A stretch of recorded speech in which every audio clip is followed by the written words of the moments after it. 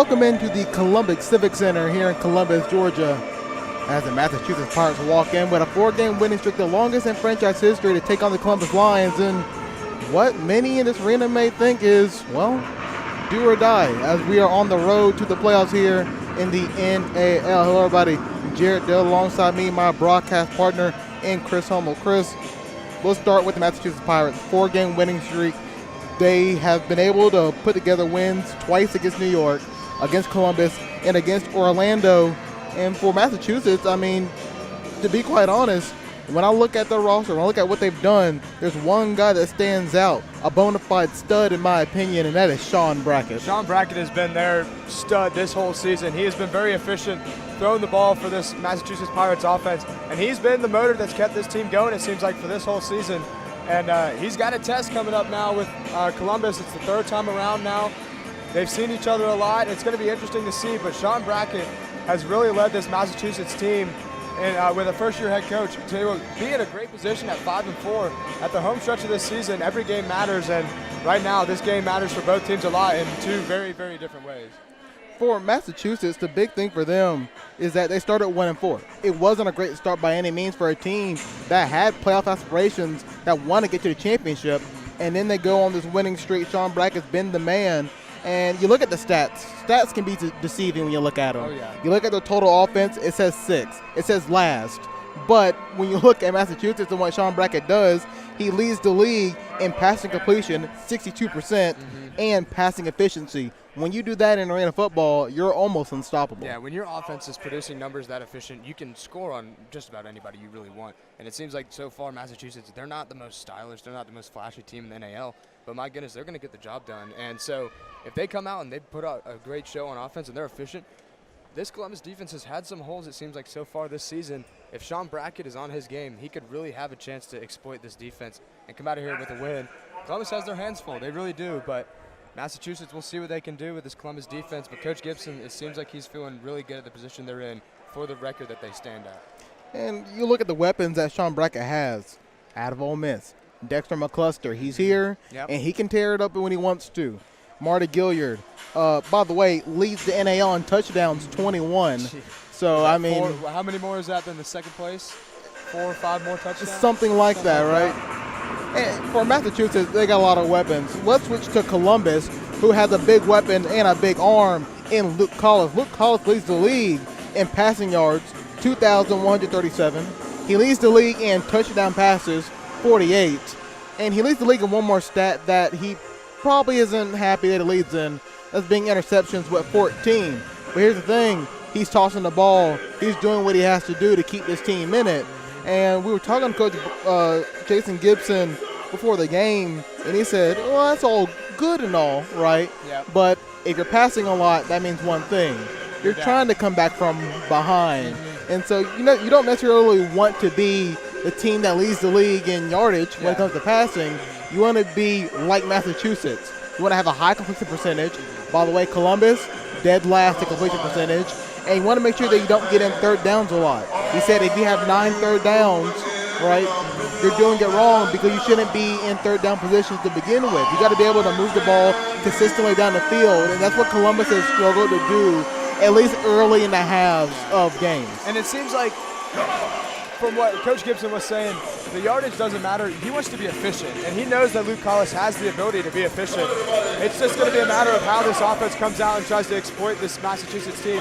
As you said, Coach Gibson said he was feeling very, very confident about his group coming into this game, saying, yeah, we're 3-6, but he really likes the position they're at, and if they can string some wins together, they're no stranger to being 3rd, 4th in the playoffs coming in, and they can sneak into the playoffs. The Lions can really make some noise. We are ready to get going here in the Columbus Civic Center. Mike Weaver with the kickoff, and the game is underway. That one's going to fall out of bounds for the touchback. And taking the field will be the Lions offense. Luke Collins leading the charge. And he has some weapons of his own. Bones Bagante, the Cincinnati Hall of Famer now, as he's inducted into the Ring of Honor. 60 receptions, 588 yards, 15 touchdowns. You got the deep threat in Paris Mack with 854 yards, 14 touchdowns, 17.2 yards per catch. That leads the league. And you got Chris Sanders McCollum, 565 yards, 15 touchdowns. One of the more dynamic receiving trios that you'll see in the NAL. 14, 15, and 15 touchdowns apiece. You can see that Columbus really likes to spread it out. Luke Collis finds all of his guys.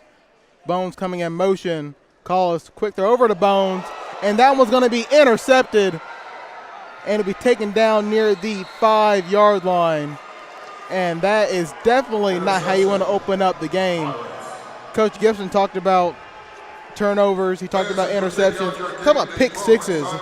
Columbus opened the season with a pick six against Orlando, and they got behind. He talked about how they need to score on the first drive because if you don't, in arena football, you get behind. And then this happens. Yeah, and having to play from behind in arena football is a very daunting task. But yes, you can score at a quick pace. But that is exactly what Coach Gibson said he did not want to happen. He wanted his first drive. He was preaching efficiency. And sure enough, he also was saying moving more towards the screenplay action. And unfortunately, they haven't been able to get that going. And you see right there, first play of the game, another pick by Luke Collis, which leads to his league-leading 15 now on the season. A tough one for Collis. Massachusetts going to work.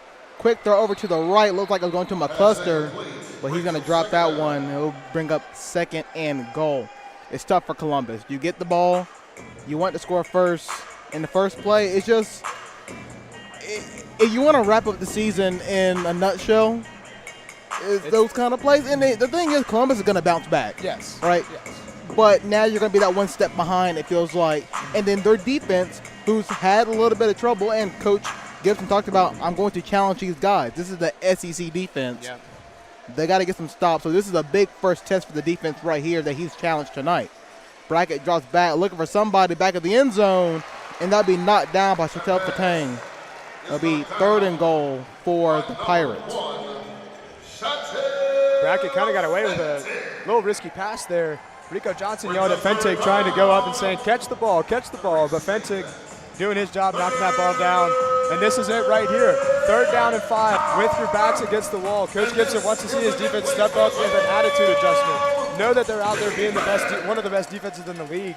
And he wants to see them with a little sense of urgency, especially on 3rd down, trying not to let them convert.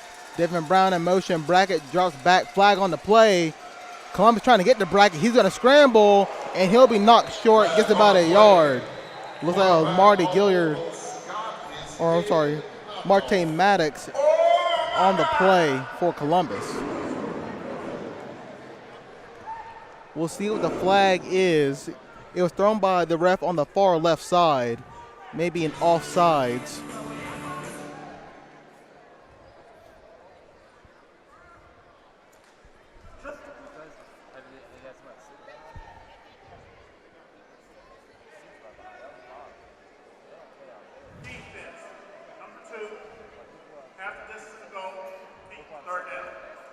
So a tough one right there as Ken Washington is called offsides. So Massachusetts will get another chance. By the way, Massachusetts is coming in. This is arena football. I know it doesn't mean too much, but they are the #1 rushing team in the league. They like to punch it in. Sean Brackett by himself has 9 touchdowns on the ground. The rushing game might not be the sexiest in the NAL, but it gets the job done if you do it right. Gilliard on the sweep. He'll find the corner for the touchdown, and the Pirates are in the end zone and on the board early here in the first quarter. Massachusetts getting that second chance opportunity with Columbus shooting themselves in the foot with a little offside penalty. They had the stop on 4th down that Coach Gibson wanted. Coming off an interception, they had a stop. They had 3 points, a possible conversion if they went for it on 4th down. But you gave them an extra chance, they convert. Massachusetts took advantage of that opportunity. Now Mike Weaver on for the PAT. The snap, the hold, the kick is up, and it is good. Massachusetts takes an early 7-0 lead. We're going to hit a quick commercial break, and when we come back, we'll have more Columbus Lions football here on CTV Beam and YouTube Live.